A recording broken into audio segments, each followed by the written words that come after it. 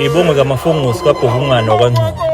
Usomvunga omnyama owehla ugomane lungehla umuntu. Abanikazi begomane basamangele. Imambe ephume ngondungunya yeluka yaze yadla umuntu kaMsholoza kadlaba emachubeni. Wadla uManqobo ezalwa nguFundekela enembobo ekhanda. Wadla uShingishi kaLuzipho khona emachubeni efakile njengesithole. Indonse ebone ngabavuki bokusa.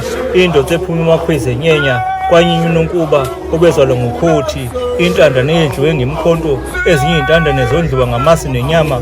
Ophume ngomnyama wabuya ngonyezi eya koSotane emashungwini. Wadla izelamani zimbili. Wadla uQobe obezalwa nguNotshama. Wadla uZwanguba obezalwa nguNotshama. Wadla uMandondo.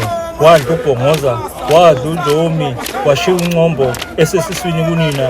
Washiya uKhobongo wathi yikhona bosala abakhalelana.